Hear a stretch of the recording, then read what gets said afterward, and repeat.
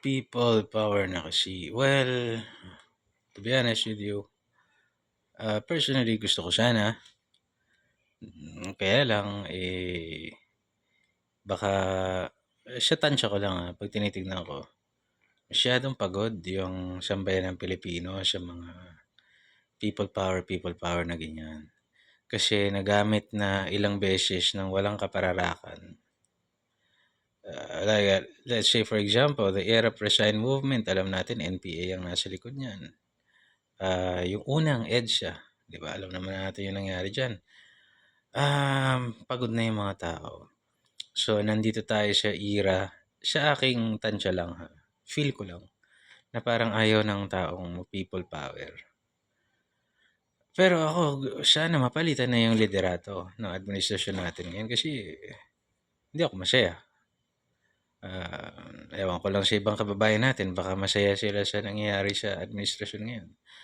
Kasi ako, you can't help but compare to the previous administration. Nung panahon kasi ni Pangulong Duterte, nakita ko yung safety ng ordinaryong mamamayan. Nakita ko yung mga call center agents uwi ng madaling araw safe. Napakinggan ko yung mga taxi driver na bawas yung krimen, mga grab driver na bawas yung krimen. Ako personally, lalakad ka ng gabi, safe ka. Uwi ka ng gabi, safe ka. Bibili ka ng gamot ng 10 oras ng gabi, safe ka. Wala mga tambay na nagkalat-kalat, wala mga nagiinuman na naghahalalatag sa harap dyan.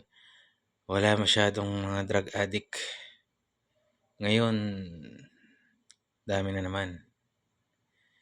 And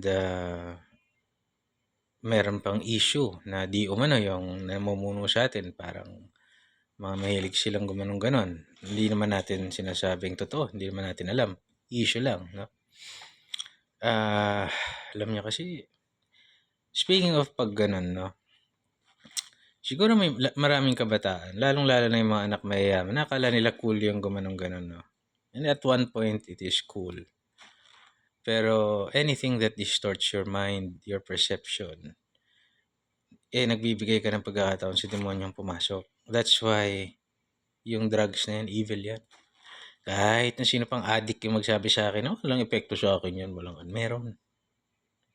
Meron. Sinabi mo nga, walang epekto sa'yo, di may tornilyo ka ng maluwag na yung tornilyo mo agad nun eh. Sinabi mo walang epekto sa'yo eh. I should know. Diba?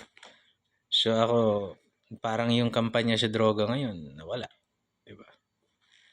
Ako, gusto ko rin sana yan. Kaya lang na yung taong bayan, parang hindi nagagalit eh. Parang, ang hirap naman kasi sa bayan natin. Kung people power ka, alisin mo yung isa.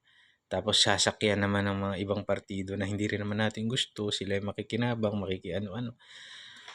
Wala naman. Tsaka, mahina yung mga NPA ngayon eh. Friends yata sila nung gusto nating tanggalin. Siya ngayon.